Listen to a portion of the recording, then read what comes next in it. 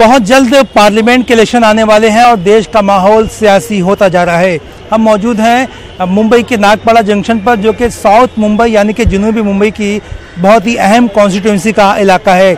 ये इलाका जो है वो 2 असेंबली हल्के यानी कि मुंबा देवी और बायकला असेंबली हल्के को जोड़ता है और ये वो इलाका है जहाँ पर जो है वो अजलास से इलेक्शन का बिगुल बजता है।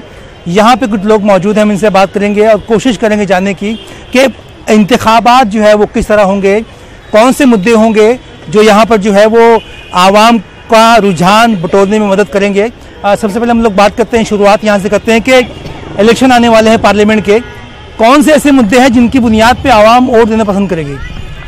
देखिए, हर बार इलेक्शन आता है 5 साल में और मेरे ख्याल से इलेक्शन तो हमेशा डेवलपमेंट और तरक्की जो उन्वान है उसी पर होना चाहिए। बाकी दूसरी जो चीज़ें हैं वो साथ में शामिल रहती हैं। हम लोग कोशिश ये करें कि पॉजिटिविटी और तामीरी जो काम है, तामीरी जो प्रॉब्लम्स जो सॉल्व करने वाले इश्यूज़ हैं उस पर हम लोग काम करें तो ज़्यादा बेहतर है। एक सवाल ही पैदा होता है कि मतलब यहाँ से मिलिंद देवरा एक कैंडिडेट हैं, उसके अलावा जो है वो अरविंद सावंत जो है वो सिटिंग एमपी है, तो किसको आप जो है वो पसंद करोगे नेक्स्ट एमपी देखना, या दूसरी बात यह कि कोई नया चेहरा होना चाहिए इस इलाके से? देखिए, पर्सनली हम लोग कोई भी एमपी हमारे हों, चाहे मिलिंद देवरा साहब हो या अरविंद सावंत साहब हो या कोई भी हो, प्रॉब्लम ये है कि इलेक्शन से पहले सारे लोग बहुत सारे वादे करते हैं, लेकिन इलेक्शन के बाद में इस इलाके के अंदर तो कम से कम मैंने कभी भी हमारे शिवसेना के एमपी को देखा नहीं है। तो इससे पहले मिलिंद देवरा साहब थे, गाहे बगाए उनको कभी देख लिया करते थे, लेकिन मेरा मानना ये है कि जो भी जीते वो इस इलाके के लिए काम करें। लोग का ये कहना है कि डेवलपमेंट मुद्दा होगा, जो जीते उस इलाके के लिए काम करे, ये मुद्दा होगा। यहाँ पर कुछ और लोग इनसे जानने की कोशिश करते हैं कि आप किसको एमपी देखना चाहोगे आने वाले इलेक्शन में साउथ मुंबई की कॉन्स्टिट्यूंसी से?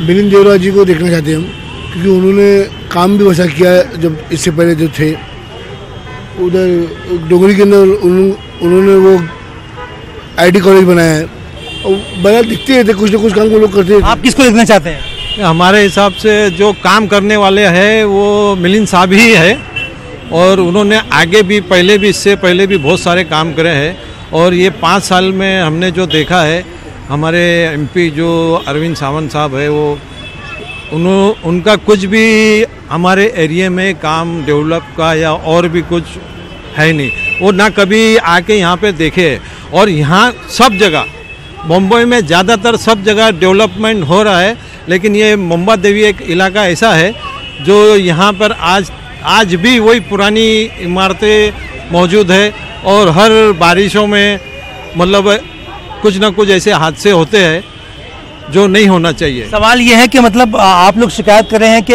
अरविंद सावंत जो है यहाँ पर नहीं आए, कि आप लोगों ने अप्रोच करने की कोशिश की अरविंद सावंत की तरफ? नहीं, कभी देखे ही नहीं हमको एरिया के अंदर। वो 5 साल हो गए, हम लोग कभी देखा भी नहीं उनको। अभी जब बांदा में रैली हुई थी, मिलिंद देवरा जी ने मतलब कहा है वहाँ पे कि जिसका जो रूम पुराने रूम टूट के बनेंगे, बिल्डिंगें बनेगी, उनको 500 का स्क्वायर फीट का एरिया दिया जाएगा। उसको राहुल गांधी ने उसको हाँ भर दिया है कि हमारी हुकूमत आने के बाद में उन सबको 500 स्क्वायर फीट का दिया जाएगा नक्की। आपका बोलना क्या है कि ये लोग कह रहे हैं कि अरविंद सावंत दिखे नहीं है जो कि शिवसेना के एमपी है, इसके अलावा जो है वो मिलिंद देवरा के सपोर्ट कर रहे हैं। सवाल ये है कि मिलिंद देवरा जो है वो 1.25 लाख वोट से हारे हैं इस इलाके से, क्या आपको लगता है कि दोबारा जीत पाएंगे वो? देखिए सर, हम लोग जिस समाज में रह रहे हैं तो वो सिर्फ एक एरिया या एक सिटी को नहीं देखा जाता है, कुल मिला के पूरे हमारे हिंदुस्तान में क्या चल रहा है। और हम लोग एक अलग अलग व्यवसाय से जुड़े हुए लोग हैं, तो हमारा पूरे हिंदुस्तान में कहीं ना कहीं जाना होता है। तो आज जो हमारे देश का हालात है, उस हालात के हिसाब से तो मुझे नहीं लगता है कि इस कॉन्स्टिट्यूंसी में तो जाने दीजिए साउथ मुंबई में, मैं तो चाहूँगा कि इंडिया के अंदर सरकार बदलना चाहिए, क्योंकि हमने 4.5 साल देखा और ये 4.5 साल के अंदर सिर्फ और सिर्फ तकलीफ मिला है। एक छोटी सी मिसाल के तौर पे मैं बता देता हूँ। मैं एक टूर एंड ट्रैवल्स के व्यवसाय से जुड़ा हुआ हूँ और आपने देखा होगा पिछले दिनों मुंबई के अंदर बहुत बड़ा स्ट्राइक हुआ था। एक निजी कंपनी है, मेरे ख्याल से नाम लेना मुनासिब नहीं होगा, लेकिन वो निजी कंपनी ने इस कदर हम लोगों को परेशान किया है, हमारे रोज़मर्रा की ज़िंदगी में इतनी हमको तकलीफ़ें हो रही है। हमने इस राज्य के चीफ मिनिस्टर तक अपनी आवाज़ पहुंचाया और चीफ मिनिस्टर ने हमको 10 दिन का मोहलत लिया कि हम आपके लिए कुछ ना कुछ करेंगे। आज 4 महीना हो गया लेकिन चीफ मिनिस्टर को हमारे लिए टाइम नहीं मिल रहा है। हीरो हीरोइन के शादियों में जा रहे हैं, बड़े बड़े उद्योगपति की शादियों में जा रहे हैं, लेकिन हम गरीबों की बात आज तक चीफ मिनिस्टर सुन नहीं रहे। तो बीजेपी जो है वो यहाँ पर नाकाम होती दिखाई दे रहे हैं, ऐसा इनका बोलना है। तो क्या आपको लगता है कि इसका असर जो है इलेक्शन पे हो सकता है आने वाले? नहीं होगा इसका असर, क्योंकि हम संगठन में लड़ रहे हैं, शिवसेना और बीजेपी लड़ रही है और यहाँ से हमारे एमपी शिवसेना के लड़ेंगे अरविंद सावंत जी। तो ये कुछ उसके अंदर वोट का कुछ वो नहीं होगा और आने वाले टाइम में वही आएंगे। और कैसा है कि जो बात बताई जा रही है कि आज कांग्रेस की सरकार में भी, आज ये बीजेपी की सरकार में ये बता दीजिए कि आज पाँच साल पूरे हुए, पूरी सरकार को पूरे होने जा रहे हैं। एक भी दंगा दिखा दीजिए हमारे फडणवीस जी की सरकार में कि एक भी दंगा महाराष्ट्र के कोई भी इलाके में हुआ हो, ऐसा कोई भी एक जगह हो जहां पर 1 घंटे के लिए भी कर्फ्यू लगा हो, ऐसा कोई भी इलाका हो जो बता दे चैलेंज के साथ कि हमारी फडणवीस जी की सरकार में कोई 1 घंटे के लिए कहीं पर भी कर्फ्यू लगा है। और जहां तक कि अरविंद सावंत जी की बात है तो अरविंद सावंत जी ने भी हमें माइनॉरिटी के लिए हमेशा मदद की है। हमने औरंगाबाद इसकी मिसाल है, औरंगाबाद में जो फसाद हुआ उसमें तो मतलब देखा गया है कि अक़लियतों को नुकसान पहुंचा है उसमें। जैसे यहाँ के एमपी की बात हो रही थी तो हमने अरविंद सावंत को जब भी अप्रोच किया उन्होंने हमारे आवाज़ पे आके खड़े रहिए। हमें कब्रिस्तान के लिए भी उन्होंने फंड्स वगैरह करके दिया। और अभी हाल ही में, अभी कुछ ही दिन पहले उन्होंने डोंगरी में एक जाफरी मैदान है, उसमें भी उन्होंने अच्छा खासा फंड, अपना 13 लाख रुपया फंड पास किया कराटे के लिए। पैदा होता है कि क्या बीजेपी का कोई चेहरा यहाँ पे आने वाला है कि अरविंद सावंत यहाँ से लड़ेंगे?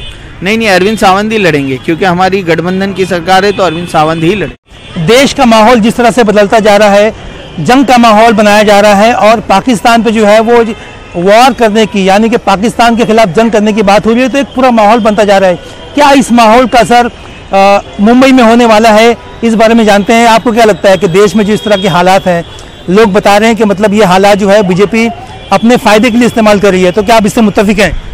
नहीं मुत्तफिक हूँ। आम आदमी की तो आदत ही हो गई है रोजमर्रा में रोना रोना रोना। मोदी जी ने जो भी किए हैं वो जनता के लिए ही किए, खुद के घर पे कुछ नहीं लेके गए। आज ये भाई साहब ना जाजू में बैठे हैं, बोले टूर्स एंड ट्रेवल्स के हैं, खराब लगना माफ़ी चाहता हूँ। तकलीफ पूरे हिंदुस्तान को आई और मैं भला भी तो हिंदुस्तानियों का ही करने के लिए कर रहे हैं ना।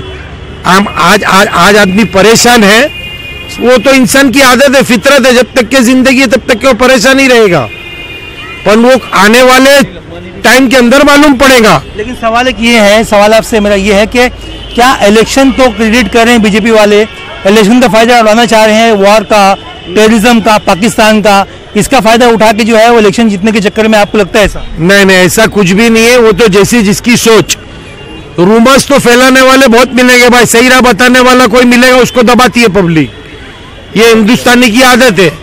आपको क्या लगता है, आपका क्या रुझान है? मतलब आप बुजुर्ग आदमी हैं यहाँ पर मौजूद, आपको क्या लगता है कि मतलब किसकी सत्ता आने वाली है और कौन घर जाने वाला है?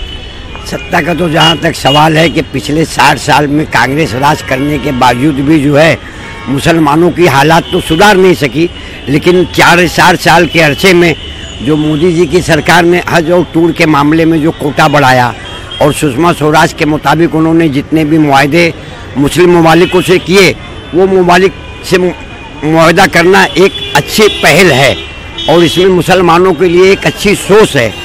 और ये भी हालात ऐसे हैं कि पाकिस्तान और हिंदुस्तान की जो जंग के हालात छिड़े हुए हैं, लेकिन हिंदुस्तान अमन चाहता है, इसलिए हमारे फौज के ऑफिसर को वहाँ से ये लोगों ने रिटर्न भेजा और इसमें कोई दो राय नहीं है कि इसमें कोई सियासती मुद्दा नज़र नहीं आ रहा। सवाल ये है कि यहाँ पे कुछ नौजवान भी बैठे हुए हैं, आपको क्या लगता है कि क्या मोदी जो है वो नेक्स्ट प्राइम मिनिस्टर होना चाहिए दोबारा? बिल्कुल होना चाहिए। जंग के बारे में क्या सोचते हैं आप, जो पाकिस्तान के खिलाफ जो एक किस्म का हमला हुआ है उसके खिलाफ, उसके ताल्लुक से आप क्या सोचते हैं, वो क्या सही है, गलत है, या मोदी इसको जो है अपने फायदे के लिए इस्तेमाल कर रहे हैं? बिल्कुल फायदे के लिए इस्तेमाल नहीं कर रहे। मोदी जी ने जो किए वो इसलिए किए क्योंकि देश की इज्जत पे बात आ चुकी थी कि मतलब बहुत कुछ हुआ था पहले भी, जब 26/11 और जो कुछ भी हुआ था, ताज में अटैक, यहाँ अटैक, वहाँ अटैक, ये उन सब चीज़ों का जवाब एक बारी में दे चुके हैं इन्होंने। कि मुसलमानों के लिए ऐसे काम की है फडणवीस गवर्नमेंट ने मुंबई में, या ऐसे मुंबई में ऐसे काम हुए, महाराष्ट्र में काम हुए, जिसकी बुनियाद पे जो है वो एक तबका मुसलमानों का यहाँ पर बीजेपी की सपोर्ट में जाता हुआ दिखाई दे रहा है। एक काम बताइए मुझे। जी, अभी लेटेस्ट में 3 या 4 दिन पहले ही हैदर आजम साहब के through, chairman of Maulana Azad minority development finance limited के थ्रू माननीय सीएम फडणवीस जी ने 465 करोड़ रुपए का फंड माइनॉरिटी के लिए अलॉट किया है, और उसमें बिजनेस लोन औरतों के लिए, घरेलू औरतों के लिए और स्टूडेंट्स के लिए बहुत सारा काम है, स्कॉलरशिप है, और ये हिस्ट्री में पहली बार हुआ है। लेकिन एक सवाल यहाँ पे ये पैदा होता है और लोगों की शिकायत ये है कि जो बजट पेश किया जाता है अक़लियतों के लिए, वो बजट जो है वो आमतौर पर इस्तेमाल नहीं हो पाता है। क्या बोलना है आपका इस ताल्लुक से? इनका ये कहना है कि बजट जो है बड़ा है और बजट जो है कांग्रेस की हुकूमत से में जो होता था उससे कई गुना ज़्यादा बड़ा है। तो क्या आपको लगता है कि मतलब ये अच्छा काम हुआ है? हाँ, भाई साहब की मैंने बात सुना, भाई साहब ने बोला है कि उन्होंने किया है ना, बेशक किया उन्होंने काम। उन्होंने ये काम किया है जो हमारा बजट, माइनॉरिटी का बजट करोड़ों में था, उसको हजारों में लाया है। उन्होंने बेशक काम किया है। 4.5-5 साल की हुकूमत के अंदर 4.5 साल तक जो माइनॉरिटी का जो पद था, जो कॉरपोरेशन से अंदर मुसलमानों का भला होता है, वो पद खाली था, 4.5 साल तक खाली था। किया है ना उन्होंने काम, बेशक काम किया उन्होंने। जो कमीशन जो है, माइनॉरिटी कमीशन के अलावा और भी बहुत सारी मुसलमानों के लिए भले होने वाली चीज थी, वो 4-4 साल तक वो पोस्ट खाली था। किया है उन्होंने काम। आज तक वक्फ बोर्ड को देखने वाला कोई नहीं है। बहुत बड़ा काम किया है फर्नांडिस साहब ने, मैं उनको बहुत ये है कि ये तो बता रहे हैं कि काम किया, आप भी जो है वो मान रहे हैं इस बात को, लेकिन आपको क्या लगता है कि मतलब मुसलमान जो इस इलाके का है वो इलेक्शन के वक्त बीजेपी को सपोर्ट करेगा इन काम के बुनियाद पे, या जो हवा चल रही है मोदी जी की सपोर्ट में उसकी बुनियाद? देखिए सर, कोई हवा नहीं चल रही है। ये सिर्फ और सिर्फ लोगों को गुमराह किया जा रहा है, चाहे वो हिंदुस्तान में हो या कहीं और हो। एक बेसिक चीज, मैं जिस जगह पे बैठा हुआ हूँ, मैं इनसे, मेरे दोस्त यार साथी ही हैं इधर के, मैं एक ही सिंपल सी पूछ रहा हूँ कि साहब जिस जगह पे हमने बैठा हुआ है, यहाँ का कॉर्पोरेटर ने इतना काम किया है, हमारा एमपी साहब कहाँ है? हमारा एमपी साहब कहाँ है? मैं सिर्फ इतना। और आपने थोड़ी देर पहले पूछा था कि आपने कभी एमपी साहब को अप्रोच करने की कोशिश की। हमने कई बार अप्रोच को करने की कोशिश की। देखो आजकल तो छोटे छोटे जो बच्चे हैं ना, ये गलियों में बोलने लगे कि हमने ढूंढा गली गली, मिला ना एमपी कहीं नहीं। मिला ना एमपी कहीं नहीं सवाल हो रहा है, तो मतलब क्या आप मानते हैं कि गलती हुई है आपसे? मेरे से गलती कैसा हो सकती है? और अरविंद सावंत से गलती हुई है, या कहना चाहिए कि जो सपोर्ट करी बीजेपी जो है वो उससे गलती हुई? मैं ये मानता हूँ कि मेंबर ऑफ पार्लियामेंट कोई भी हो, वो मेरे घर पे तो नहीं आएंगे ना कि क्या चाहिए। आपके इलाके में तो आ सकते हैं। जी हाँ, हम लोग उनको ऐसा दिखाना पड़ेगा ना, हमको आपकी अप्रोच दिखाना पड़ेगी ना कि वी नीड यू। हम पहले से अपने बीच में नफरत का या किसी भी तरीके का एक पर्दा रखते हैं तो नहीं होता है ना। मैं ब्लड पहले से ही, I was always a voter for Congress. नहीं आ रही सावंत साहब, नहीं आ रही है, इल्जाम जो है वो आपको आप मानते हैं कि मतलब सही है? नहीं, ऐसा नहीं है। अप्रोच अगर करोगे तो जरूर आएगा। अभी जैसा अभी भाई ने बताया, इस इलाके का काम, इस इलाके के काम में तो आज कई सालों से यहाँ पर कांग्रेस की सरकार है, क्यों तभी ये काम नहीं हुआ? ये तो समाजवादी ने किया आज आके। ये जो बता रहे हैं, तो आज भी ये काम जो भी हुआ है वो समाजवादी ने किया है, ना ही के कांग्रेस ने किया है, ना ही के एमपी नहीं आ रहे हैं यहाँ पे। एमपी की शिकायत आप बुलाए हैं तो आएंगे ना। जब एमपी जब यहाँ पे चुना हुआ है तो यहाँ के मसाइल को देखने नहीं आएगा, यहाँ की प्रॉब्लम को देखने नहीं आएगा कि हर चीज जो है वो इनवाइट करना पड़ेगा? आपको लगता है? नहीं, देखिए आप अगर बताओगे, आज हमने डोंगरी इलाके में जब भी एमपी साहब को बुलाया वो आए, हमने वहाँ पर काफी काम करा के लिया उनसे। एक सवाल यहाँ पे ये पैदा होता है कि मतलब यहाँ पर जो एक शिकायत है लोगों की कि एमपी यहाँ पर नहीं आ पाते हैं और उसकी बुनियाद पे इलाके के मसाइल जो है वो नहीं देख पाते हैं। फिलहाल हम अगर बात करें कुछ सालों के पहले की बात करें तो जयंती बेन पटेल जो यहाँ से मेंबर ऑफ पार्लियामेंट थी, उसके बाद जो है मिलिंद देवरा का नंबर आता है, उसके बाद जो है वो अरविंद सावंत जो कि शिवसेना के मेंबर ऑफ पार्लियामेंट है, लेकिन शिकायत है कि ये नहीं आते। लेकिन एक सवाल ये भी पैदा होता है कि क्या मिलिंद देवरा साहब जब एमपी थे तो वो इसी तरह फ्रिक्वेंटली विजिट करते थे इस इलाके में मसाइल को जानने के लिए, या कुछ और बात थी? कैसा है, एमपी मिलिंद देवरा साहब हो या अरविंद सावंत साहब हो या कोई भी XYZ एमपी हो, एमपी जो है उनका एक काम होता है। लोकल लेवल पे कॉर्पोरेटर है, उसके ऊपर असेंबली है और उसके ऊपर पार्लियामेंट है, तो गवर्नमेंट की सर्टेन पॉलिसीज होती है। अभी साउथ बॉम्बे की बात करें तो साउथ बॉम्बे में जो सबसे बड़ी परेशानी है जो पूरे बम्बई में नहीं है वो हाउसिंग की है। यहाँ पे लोग 100 स्क्वायर फीट के मकानात में रहते हैं, 50 स्क्वायर फीट के मकानात में रहते हैं। पूरे बॉम्बे के अंदर जो है क्लस्टर डेवलपमेंट जो स्कीम पास हुई है वो सबर्ब्स में हुई है, बम्बई में नहीं हुई है, जो 4 की जो क्लस्टर डेवलपमेंट की स्कीम है। तो सबसे बड़ी परेशानी जो है वो क्लस्टर की है और दूसरी जो है वो पार्किंग की है। आप यहाँ पे बड़ी गाड़ी तो छोड़िए, यहाँ पे बाइक और साइकिल भी नहीं चला सकते। बहुत अहम मुद्दा आपने उठाया यहाँ पे, लेकिन जैसा कि इन्होंने सवाल किया है कि एमपी नहीं आता है तो एमपी को बुलाएंगे तो नहीं आएगा, क्या आपको लगता है कि एमपी को बुलाना पड़ेगा तो ही आएगा कि बिना बुलाए एमपी नहीं आ सकते? एमपी को बुलाना नहीं बुलाना एक अलग डिबेट है, अलग आर्ग्यूमेंट है। ये हमें को पॉलिसी समझना पड़ेगी कि एज अ पार्लियामेंटेरियन उनका स्कोप ऑफ वर्क क्या है, कि उनका स्कोप ऑफ वर्क जो है बड़ा होता है कि भाई हाउसिंग पॉलिसी क्या है, आपको आपके रोड्स का कोई प्रॉब्लम है तो एक अप्रोच होनी चाहिए कि आदमी अप्रोच नहीं करेगा, बुलाएगा नहीं और फिर शिकायत करे तो वो तो सही बात नहीं है। एक सवाल आपसे ये है कि आपको लगता है कि मुंबई के जिस इलाके में हम बैठे हुए हैं ये इलाका जो है मुस्लिम आबादी का इलाका है और member of parliament Arvind Sawant जो है वो शिवसेना से आते हैं, क्या आपको लगता है कि शिवसेना ने कभी भी मुसलमानों को अपना वोट बैंक नहीं समझा, इसी बुनियाद पर इस इलाके में जो है उनकी निगाह नहीं पड़ पाई? अब देखिए, डिस्क्रिमिनेशन करना पॉलिटिशियंस का काम होता है, जो जिस नीयत से सोचता है उस तरह से वो काम करता है। हमारे एज आवाम पब्लिक आप सोचेंगे तो हमारे इलाके के अंदर जो गैर मुस्लिम भाई हैं, हमारे नॉन मुस्लिम ब्रदर्स सिस्टर्स हैं, उनसे हम लोग के बहुत अच्छे ताल्लुकात हैं। उनसे दिवाली के मौके पर हम लोग उनको तोहफा देते, ईद के मौके पे वो हमारे घरों पे आते हैं, तो रिलेशनशिप तो आवाम ने मेंटेन की हुई है। अगर कोई पॉलिटिशियन उसको बाइफरकेट करता है रिलीजन के बेस पर या कास्ट के बेस पर या और किसी बेस पर, तो ये दुरुस्त नहीं होगा। मैं सिर्फ इतने कहना चाहूँगा, शायद ये नागपाड़ा है, ये मदनपुरा, इसलिए हमारे एमपी नहीं आ रहे। अगर आप निपेंसी रोड और इस तरह के वालकेश्वर या ऐसे थोड़े से हाई प्रोफाइल इलाके इसी साउथ मुंबई के होंगे तो शायद आपको उनके दौरे ज़रूर मिलेंगे। आपको क्या लगता है कि मतलब जिस तरह का माहौल बना हुआ है देश में, जिस तरह के मसाइल हैं, तो कौन सा लीडर है जो यहाँ से चुन के आने वाला है? एट प्रेजेंट तो देखा जाएगा तो मिलिंद देवरा ही है, ये जो है लीडर है जो आगे बढ़ चढ़ के काम कर रहा है। आज जो है अब मिलिंद अपनी जो प्रेजेंट एमपी है अरविंद सावंत, वो हमें कहीं नज़र नहीं आ रहा है। तो अब हमारे जो पहले के जो एमपी थे, जो मिनिस्टर भी रह चुके, तो वो हर जगह कहीं ना कहीं तो नज़र आते थे कि भाई कोई डेवलपमेंट का काम हो रहा है। आज उन्होंने बहुत बड़ा मुद्दा उठाया है कि भाई आगे जो पब्लिक जो है 250 स्क्वायर फीट में रह रही है, तो राहुल गांधी जी ने भी वादा किया है कि भाई हम उनको 500 स्क्वायर फीट करके देंगे। ये बहुत बड़ा अच्छा स्टेप उन्होंने उठाया है। तो देखो इंशाल्लाह के आगे आके गवर्नमेंट बने तो हमको यही बेनिफिट होना चाहिए। रेहान भाई, आपसे एक बात जानना चाहूँगा मैं कि ये बात हो रही है कि पहले तो एमपी नहीं आता है, दूसरी बात ये कि मिलिंद देवरा साहब भी जो यहाँ से रह चुके हैं, क्या आपको लगता है कि लोगों के काम हो पाए एमपी के जरिए, मौजूदा एमपी हो या साबिक एमपी हो, वो जो है वो कामयाब तरीके से लोगों के काम कर पाए? हमने तो ये देखा है इसके अंदर कि मिलिंद देवरा साहब हो या अरविंद सावंत साहब हो, काम तो लोकल लेवल पे ही होते हैं। पार्लियामेंट का जो है जैसा कहा गया है कि ऊपर लेवल पे, लेकिन एक बहुत अच्छी चीज़ हम इसमें कहना चाहेंगे कि साउथ बॉम्बे एक ऐसी सीट है, कभी कांग्रेस को आना है तो मुस्लिम वोट से ही आ सकती है, उसका एक नंबर है, एक मैजिक नंबर है।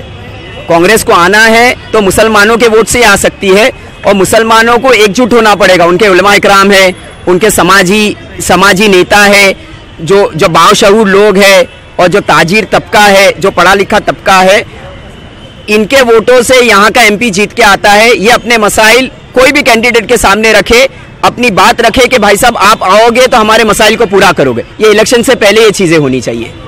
लेकिन सवाल ये पैदा होता है कि क्या आपको लगता है कि इलेक्शन से कब जो माहौल बनता जा रहा है वो बीजेपी की सपोर्ट में है और मुल्क में जो है वो मोदी रिपीट करेंगे? एक बहुत अच्छी चीज़ ये है कि मुसलमान और गैर मुसलमान अभी इतने 5 साल और 10 सालों में बहुत होशियार हो चुके हैं। उनको समझ में आता है कि किसको वोट देना, किसको वोट नहीं देना। और जो बात होती है हवा की, वो हवा तो हवा वाली बात रहती है, आप समझे। तो इसके लिए हर कोई डिसीजन जो है वो उसी वक्त होगा जब लोग जो है वो वोट करेंगे और नतीजे बरामद होंगे। जी उसी वक्त समझ में आएगा। लेकिन मुसलमानों के अंदर, क्योंकि साउथ बॉम्बे की सीट कभी कांग्रेस को जीतनी है तो मुसलमानों के वोट से आते हैं, तो मुसलमानों में उस रुख की बेदारी हो और मुसलमान अपने मसाइल को उस कैंडिडेट के सामने पेश करे या जो भी उसको कबूल करे वो यहाँ से जीतेगा। मोदी जी वापस आ पाएंगे हिंदुस्तान में, लगता है आपको? नहीं, चांस तो नहीं है ऐसा कुछ। लेकिन पूरा माहौल तो उनके सपोर्ट में लोग बता रहे हैं। सपोर्ट है, लेकिन वो जो माहौल है ना वो ऐसा बनाया जा रहा है, माहौल एक्चुअली है ही नहीं। हो लोगों में जो है वो रुझान बटा हुआ यहाँ पर मालूम हो रहा है। एक तबका ये कहता है कि यहाँ पे कांग्रेस की सीट जीतेगी, दूसरा तबका कहता है कि मोदी लहर अभी भी बाकी है और जंग के माहौल के बाद जो है ये बहुत स्ट्रांग हो चुकी है। लेकिन अब देखना यह है कि मतलब इस इलाके से कौन जीतता है। सबसे स्ट्रांग कैंडिडेट यहाँ पर मिलिंद देवरा और अरविंद सावंत है। अरविंद सावंत यहाँ से सिटिंग MP है और देखना यह है कि मतलब आने वाली सीट जो है वो किसके हक में जाती है, ये उसी वक्त पता चलेगा जब लोग बटन दबाकर अपने राय हक का इजहार करेंगे। कैमरा पर्सन विलास चिपड़े के साथ मोहिउद्दीन, न्यूज़ 18 मुंबई।